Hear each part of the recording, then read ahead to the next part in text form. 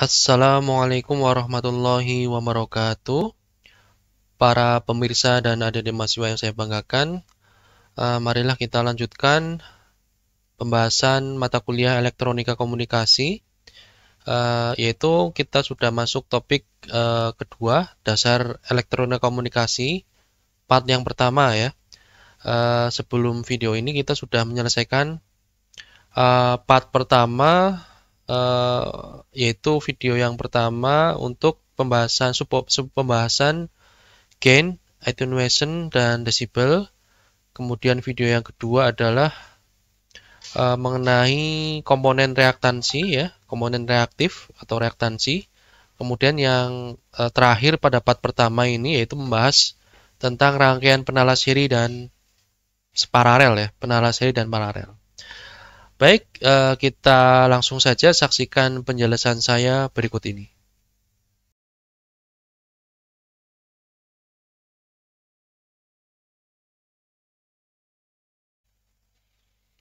Baik, kita lanjutkan untuk pembahasan rangkaian penalas seri dan paralel. Ini sudah halaman yang ke berapa? Sebentar.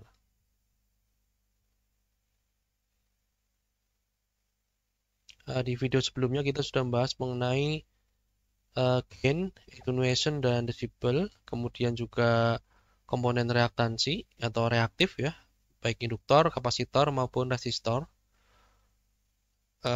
Juga tentang skin effect terakhir. Nah, ini adalah pembahasan kita selanjutnya, yaitu rangkaian penalas seri atau rangkaian resonansi, sama aja ya, penalas sama resonansi seri, seperti itu. Seperti yang dijelaskan sebelumnya bahwa rangkaian penala atau resonansi itu terdiri dari rangkaian reaktif, komponen reaktif, yaitu RLC, rangkaian RLC ya. Sehingga di pokok bahasan yang pertama yaitu terkait dengan rangkaian resonansi seri, maka tiga komponen ini akan dirangkai secara seri, dihubungkan secara seri, induktor, resistor, dan kapasitor dirangkai secara seri. Sehingga rangkaian ini sering disebut sebagai rangkaian RLC. Pada rangkaian resonansi seri, resonansi itu akan terjadi pada saat nilai reaktansi induktif dan kapasitif bernilai yang sama. Ini adalah syarat terjadinya resonansi pada rangkaian resonansi seri. Jadi XC sama dengan XL, seperti itu. Kemudian dari syarat tadi, maka kita bisa mendapatkan rumus atau persamaan frekuensi resonansi, yaitu dengan cara ini tadi, persamaan XL sama dengan XC ya. Ini XL sama dengan XC itu adalah syarat terjadinya resonansi. Kita masukkan ke rumus XL 2πfr L sama dengan 1/2πfr C. Nah, ini kita keluarkan variabel Fr-nya. Di mana Fr nanti ketemu persamaannya adalah frekuensi resonansi adalah 1/2π akar LC. Ya, ini. Jadi kita bisa mencari di frekuensi berapakah rangkaian resonansi seri akan beresonansi. Kita menggunakan rumus ini, 1/2π akar LC. Nah, ini rangkaiannya ya, seperti yang tadi disebutkan bahwa rangkaiannya nanti RLC akan dihubungkan secara seri. Ini sumber tegangan, kemudian ini XL, XC ya, reaktansi. Ini komponen induktor, ini komponen kapasitor. Kemudian ini adalah komponen R dengan nilai resistansinya ini. Ini FR ya, berarti jatuh tegangan pada VR. Nah, VR itu jatuh tegangan pada R. VC jatuh tegangan pada C. VL jatuh tegangan pada L. Nah, ini. Untuk impedansi total dari rangkaian resonansi seri itu bisa kita dapatkan dari persamaan ini, di mana Z itu adalah impedansi total rangkaian akar R kuadrat ditambah XL min XC kuadrat ya, XL min XC kuadrat. L akar ya, Z dengan akar R kuadrat plus XL min XC kuadrat. Di mana Z itu impedansi total, R-nya adalah resistansinya, XC reaktansi induktif, dan XL adalah reaktansi induktif, dan XC adalah reaktansi kapasitif. Nah, kita lihat ya, grafik ini, grafik frekuensi terhadap reaktansi, frekuensi terhadap reaktansi. Nah, di sini grafik yang warna merah ini adalah menunjukkan reaktansi induktif XL, dan grafik warna biru ini adalah menunjukkan reaktansi kapasitif. Dan batas ini adalah batas frekuensi resonansi, di mana pada frekuensi resonansi itu nilai XC atau XL itu sama dengan nilai XC. Anda bisa lihat XL sama dengan XC pada saat apa? Pada saat titik pertemuan ini. Pertemuan antara grafik reaktansi kapasitif dengan reaktansi induktif. Ini adalah terjadi frekuensi resonansi. Nah, ini. Dan kita bisa lihat ya, berdasarkan frekuensi ya. Semakin kecil frekuensinya, maka di sini nilai reaktansi kapasitifnya akan besar. Berbanding terbalik kan antara nilai reaktansi kapasitif dengan nilai frekuensinya. Semakin besar frekuensinya, maka reaktansi kapasitifnya juga semakin mengecil. Beda halnya dengan reaktansi induktif, maka nilai reaktansi induktifnya berbanding lurus dengan frekuensi. Semakin besar nilai frekuensinya, ya, maka nilai reaktansi induktifnya semakin besar. Dari penjelasan yang sudah kita diskusikan di video sebelumnya. Contohnya ya, apakah frekuensi resonansi jika nilai kapasitornya adalah 2,7 picofarad dan nilai induktornya adalah 33 nanohenry ya. 33 nanohenry ya. Ini tentunya dalam konteks rangkaian resonansi seri ya. Rangkaian resonansi seri, karena yang menentukan terjadinya frekuensi resonansi adalah nilai reaktansi induktif dan nilai reaktansi kapasitif ya. Kita bisa langsung tahu nilai frekuensi resonansinya adalah 1/2pi akar LC. Nah, ini tinggal kita masukkan nilainya. Induktansinya adalah 33 nanohenry. 33 kali 10 pangkat min 9 kali 2,7 kali 10 pangkat min 12 karena ini picofarad ya. Dari sini, dari perhitungan ini didapatkan nilai 5,33 kali 10 pangkat 8 Hz, atau bisa kita ubah menjadi 533 MHz. Ini frekuensi resonansi. Dengan nilai kapasitansi dan induktansi ini akan terjadi frekuensi resonansi di angka 533 MHz. 533 MHz. Seperti itu. Nah, kemudian kita lihat ya grafik yang selanjutnya. Ini pada saat resonansi, ini grafik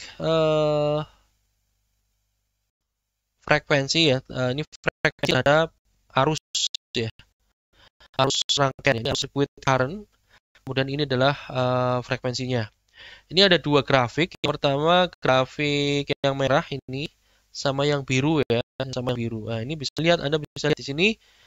Ini arusnya ya, grafik biru adalah arus yang mengalir pada rangkaian resonansi seri. Kemudian yang merah ini, yang merah putus-putus ini adalah grafik sudut fasa arus. Nah, bisa kita lihat ini hubungannya ya. Ini pada saat resonansi terjadi. Nah, pada saat resonansi, maka nilai impedansinya berada pada nilai terendah ya. Karena Z tadi adalah akar R kuadrat ditambah XL min XC kuadrat, di mana nilai XL dan XC itu sama, saling meniadakan ya, sama dan saling meniadakan. Karena dikurangi kan XL min XC, rumusnya tadi di mana? Nah, ini. Ketika terjadi resonansi, nilai XC dan XL itu sama, sehingga ini 0 ya. Suku ini dalam kurung 0. Sehingga komponen impedansi hanya berasal dari komponen resistansi. Dengan kata lain, impedansi berada pada posisi yang terendah nilainya.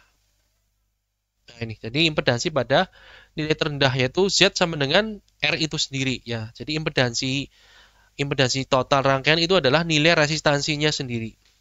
Kemudian pada saat ini karena nilai impedansinya paling rendah maka arusnya paling tinggi.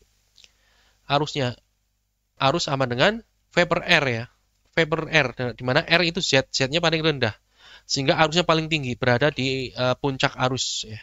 Pada saat frekuensi resonansi terjadi, arusnya yang mengalir pada rangkaian ini berada pada titik tertinggi. Seperti itu. Kemudian, pada saat beresonansi, arus sefase dengan tegangan ya. Arus sefase dengan tegangan, Anda bisa lihat di ini, di apa namanya? Grafik arus di sini, kemudian di titik ini sudut fase adalah 0 derajat. Artinya arus ini satu fase dengan tegangan, tidak ada pergeseran arus. Sudut fase tidak ada pergeseran sudut fase pada arus yang mengalir pada rangkaian resonansi seri pada saat terjadi resonansi. Ya, seperti itu. Kemudian Anda bisa lihat ya, selanjutnya pada saat frekuensi di atas frekuensi resonansi, berarti di sini ya, pada saat frekuensi di atas frekuensi resonansi ini sifatnya adalah induktif ya, sifatnya induktif. Di atas frekuensi resonansi, reaktansi induktif ya, nilai reaktansi induktif akan lebih besar ya dibandingkan dengan reaktansi kapasitif. Ini ada di grafik sebelumnya ya. Kemudian tegangan induktor VL lebih besar dibandingkan tegangan kapasitor karena di reaktansi induknya lebih besar, maka tegangan jatuh pada induktor atau VL lebih besar dibandingkan tegangan jatuh pada kapasitor atau VC. Oleh karena itu, rangkaian ini lebih bersifat induktif ya. Rangkaian lebih bersifat induktif. Kemudian Anda lihat di sini arus yang mengalir ketika frekuensi resonansi atau pada saat rangkaian bersifat induktif. Arus yang mengalir ini adalah arus tertinggal 90 derajat dari tegangan ya. Karena di sini Anda bisa lihat nih, arus tertinggal 90 derajat dari tegangan. Tanda minus 90 ini artinya arus tertinggal. Kemudian pada saat frekuensinya di bawah frekuensi resonansi ya, pada saat frekuensinya di bawah frekuensi resonansi ini ada di sekitar ini. Reaktansi kapasitif ini jauh lebih besar ya. Di grafik sebelumnya ya, tadi sudah dijelaskan. Silakan nanti dilihat grafik sebelumnya bahwa pada saat frekuensinya rendah, maka nilai reaktansi kapasitif jauh lebih besar dibandingkan reaktansi induktifnya. Tegangan jatuh pada kapasitor itu lebih besar daripada tegangan jatuh pada induktor. Oleh karena itu, ini sifat rangkaian pada saat frekuensinya di bawah cenderung lebih bersifat kapasitif. Dan arus yang mengalir pada rangkaian ini adalah mendahului sebesar 90 derajat dari tegangan. Nah, nih. Anda bisa lihat nih, plus 90 ya. Ini artinya arus, ini kan grafik arus yang merah mendahului sebesar 90 derajat. Kemudian bandwidth ya, kita lihat ya, arusnya, grafik arus. Kita bicara tentang bandwidth. Bandwidth pada rangkaian resonansi seri adalah rentang frekuensi sempit di mana arusnya paling besar ya. Jadi rentang frekuensi yang sempit ini kan frekuensi arus ya. Jadi rentang frekuensi sempit di mana arusnya paling besar. Berarti arus yang paling besar terjadi pada frekuensi resonansi di sini. Tinggal kita mencari rentang minimum dan rentang maksimumnya saja, atau F1 dan F2. F1 ya, batas atas dan batas bawah. Frekuensi cut off disebut sebagai frekuensi cut off ya. Ini batas atas, batas bawah. F1-nya batas bawah, F2 batas atas ya, batas atas.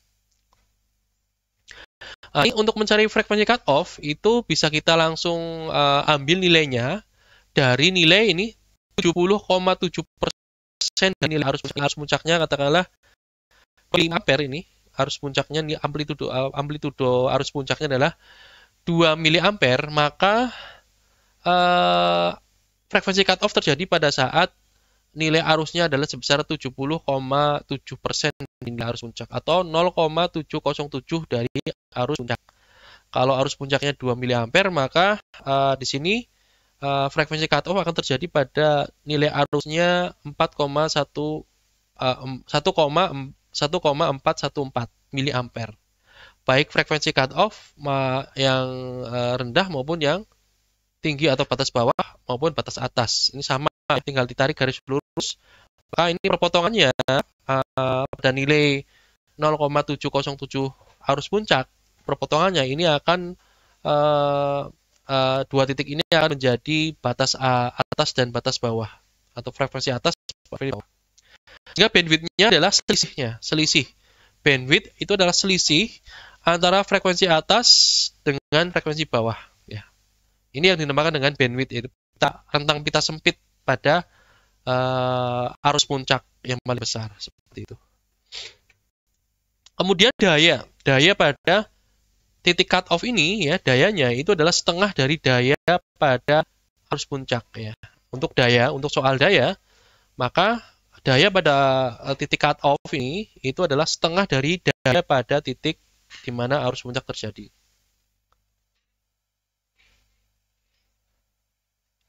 Faktor mutu ya, hubungannya bandwidth dengan faktor mutu sekarang ya, hubungan bandwidth dengan faktor mutu. Faktor mutu dari rangkaian resonansi seri adalah, ya ini kita lihat faktor mutu.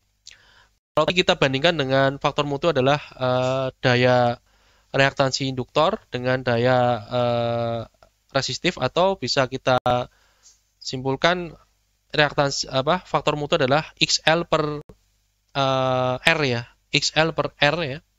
Sekarang kita lihat terkait dengan bandwidth, hubungannya dengan bandwidth. Faktor mutu dari rangkaian resonansi adalah rangkaian reaktansi induktif terhadap rasio reaktansi induktif terhadap resistansi total rangkaian. Nah, sekarang kita lihat selektivitas adalah bagaimana rangkaian dapat merespon terhadap frekuensi yang beda. Selektivitas ini ya tadi bagaimana rangkaian dapat merespon terhadap frekuensi yang berbeda-beda. Bandwidth rangkaian berbanding terbalik dengan faktor mutu ya ini. Bandwidth rangkaian itu berbanding terbalik dengan faktor mutu. Semakin besar faktor mutunya, maka bandwidth-nya makin kecil. Bandwidth-nya makin kecil ya. Bandwidth-nya kecil, makin sempit, artinya makin sempit ya, makin sempit, makin kecil, makin sempit, dan ini makin bagus. Artinya ketika faktor mutunya makin besar, itu makin bagus, maka ini ditunjukkan dari bandwidth-nya yang makin sempit. Nanti ada slide-nya. Bandwidth dari sini hubungan dengan faktor mutu adalah frekuensi resonansi dibagi dengan faktor mutu rangkaian. Ini bandwidth sama dengan FR per Q. FR per Q. Nah, ini bisa kita lihat di sini ya, mana ini ada beberapa penamakan bandwidth ya, bandwidth 1, bandwidth 1, bandwidth 2, bandwidth 3 ya. Ini bandwidth 1 paling sempit, bandwidth 2 agak melebar, bandwidth 3 paling lebar seperti itu.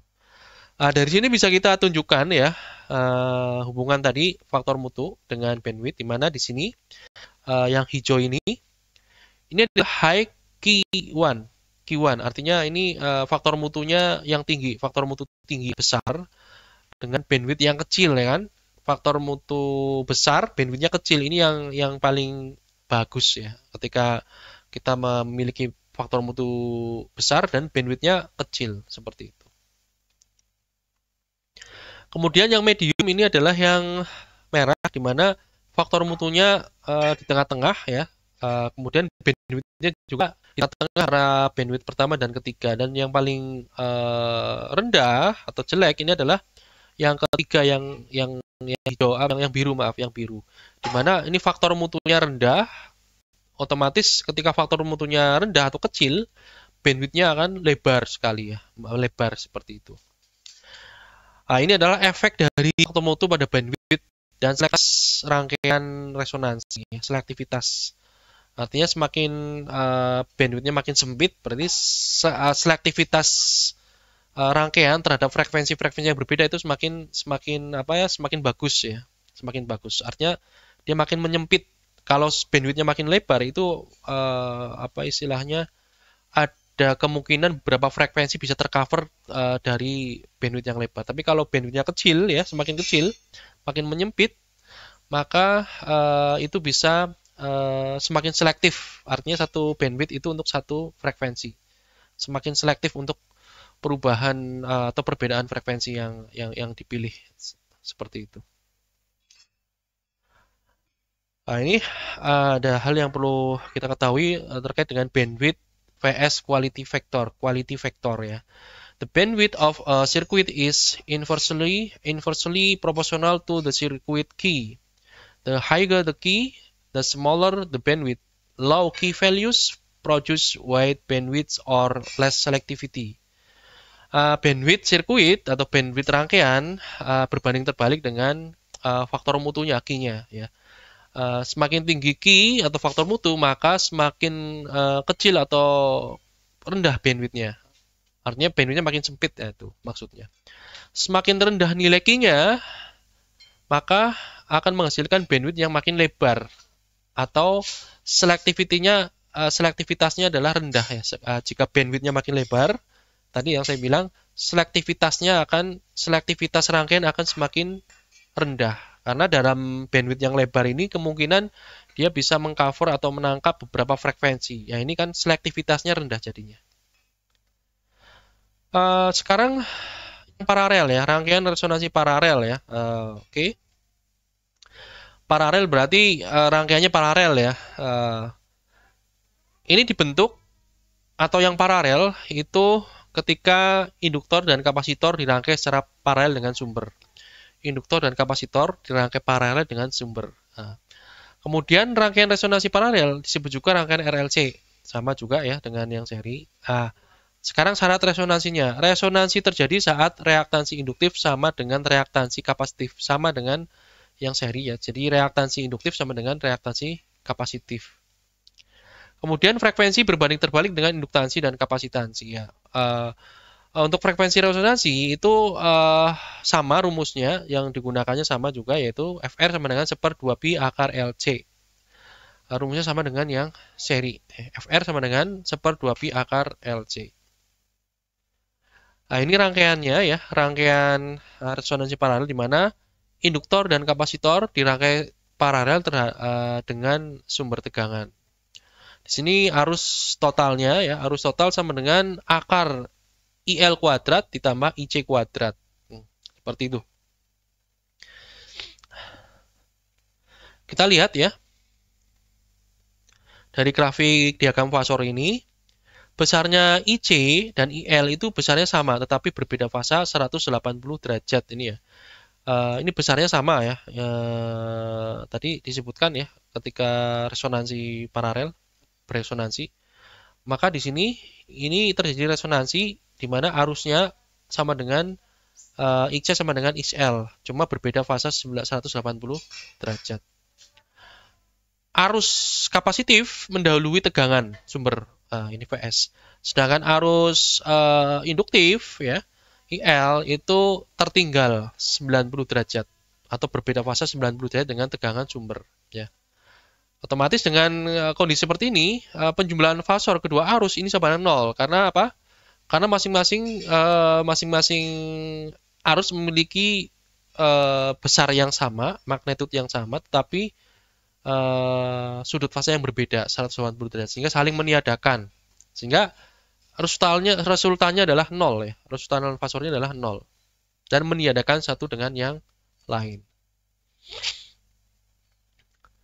Pada saat terjadi resonansi, maka rangkaian ini akan tampak seperti ya, ini kita lihat sifat rangkaian resonansi paralel pada saat terjadi resonansi. Memiliki resistansi tak berhingga. Jadi resistansinya besar sekali. Kalau yang pada saat seri itu kan resistansi atau impedansinya itu sama dengan nilai resistornya. Kalau untuk rangkaian resonansi paralel pada saat terjadi resonansi itu impedansinya nilainya tak berhingga, besar sekali. Kemudian tidak ada arus yang mengalir dari sumber, tidak ada arus yang mengalir dari sumber ini.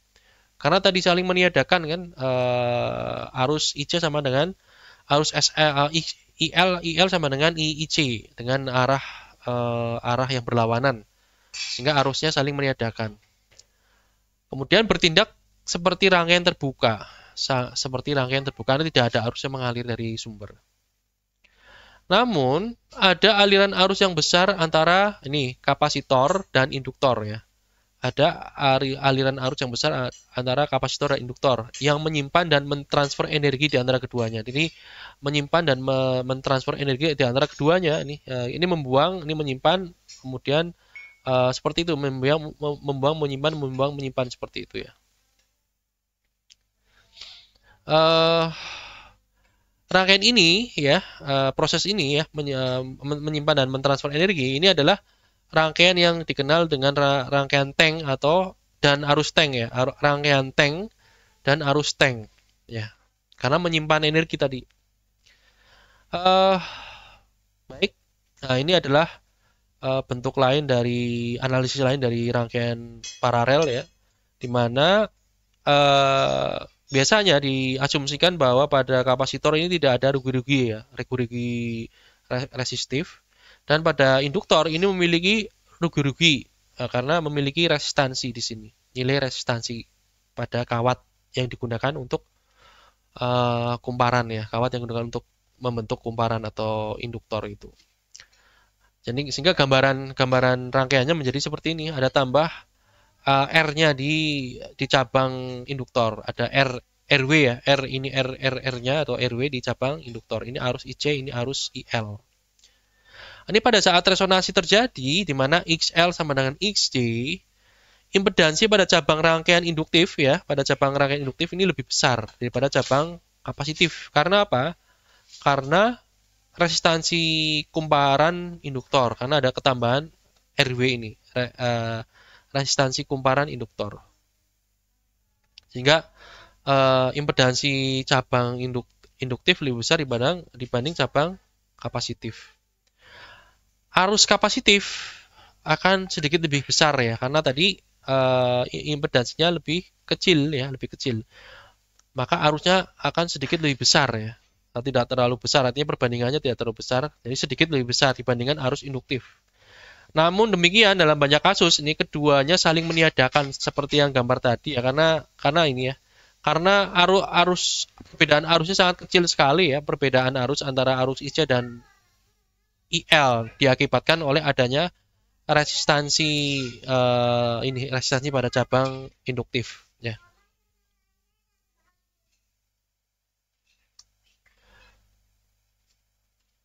Kemudian IT, nah ini ya, IT, arus totalnya jauh lebih kecil dibandingkan IC dan IL ya, arus total. Arus total di sini ini jauh lebih kecil dibandingkan arus IC dan IL. Nah, bisa kita lihat di diagram ininya. Nah, ini diagram fasornya di mana ini IC, kemudian ini IL, di mana IL ini ya, tertinggal, arus IL tertinggal dari sumber tegangan dengan lebih kecil ya daripada 90 derajat ya. Tertinggal lebih kecil dari 90 derajat. Artinya sudut fasenya kurang dari 90 derajat. Karena apa? Adanya RW tadi, ada RW. Nah, ini ketika ada RW, ada resistansi pada induktor, ini menyebabkan sudut fase arus induktor itu nggak sampai 90 derajat ya. Ada penyimpangan di sini. Sehingga di sini Anda bisa lihat arus totalnya ini Anda bisa lihat. Nah, ini arus totalnya ini mendahului tegangan sumber ya. Ini IT-nya dengan besarnya lebih kecil dibandingkan arus IC dan IL ya. Ya ini vektornya, ini vektor. Penjumlahan vektor IC dan IL. Ya, ketika nilainya sudut fase dari arus induktor tidak 90 derajat. Ini seperti ini. Kemudian impedansi total dari rangkaian tentunya adalah tegangan dibagi arus. Ya, tegangannya V sumber, arusnya adalah arus IT ini ya, arus IT, arus totalnya.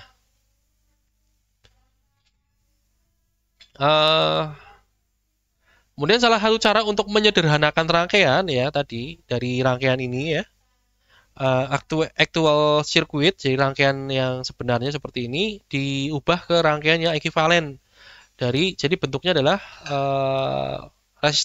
penyambungan resistansi, kapasitor dan induktor menjadi paralel seperti ini. Dengan adanya penyederhanaan dengan rangkaian ekivalen, maka bisa kita lihat ada nilai RQ dan LQ ya. REQ dan LEQ, maaf. Di mana LEQ ya, induktor ekivalensi itu adalah L dalam kurun Q2 atau Q kuadrat plus 1 per Q kuadrat. Jadi nilai induktansi dikalikan dengan dalam kurung faktor mutu kuadrat ditambah 1 dibagi faktor mutu kuadrat.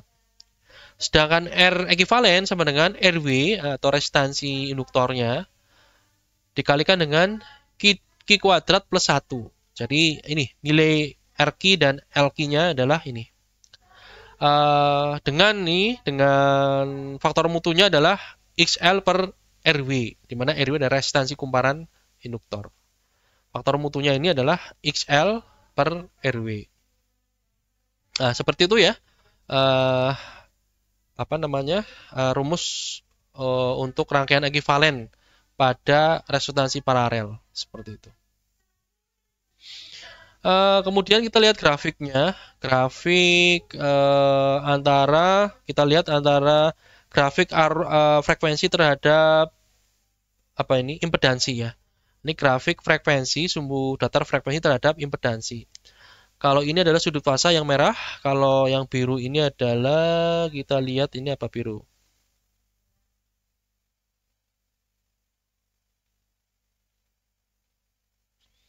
Impedansi ya, ini biru impedansi, impedance.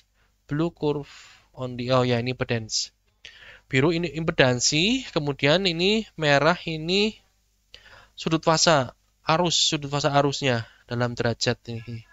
Seperti itu. Kita lihat ya fenomenanya ini di bawah frekuensi resonansi ini ya, di bawah frekuensi resonansi XL lebih kecil dibanding XC ya. XL lebih kecil dibanding XC, maka arus induktif IL lebih besar dibanding arus kapasitif. Rangkaian tampak bersifat induktif ini. Ya, di bawah frekuensi resonansi pada rangkaian resonansi paralel, rangkaian bersifat induktif karena XL kurang dari XC ya. XL kurang dari XC. Kemudian arus induktif lebih besar daripada arus kapasitif. Kemudian di atas frekuensi resonansi kebalikannya XC kurang dari XL, maka arus kapasitif lebih besar dibandingkan arus induktif. Rangkaian tampak bersifat kapasitif ini. Rangkaian tampak bersifat kapasitif sehingga sudut fasanya arus itu adalah mendahului 90 derajat dibandingkan arus tegangan sumber. Sedangkan pada saat di bawah frekuensi resonansi, maka arus tertinggal 90 derajat. Oke. Demikian yang bisa saya sampaikan. Terima kasih. Nanti kita berlanjut ke ini ya, part kedua, yaitu rangkaian filter dan teori Fourier. Seperti itu. Saya akhiri. Wassalamualaikum warahmatullahi wabarakatuh.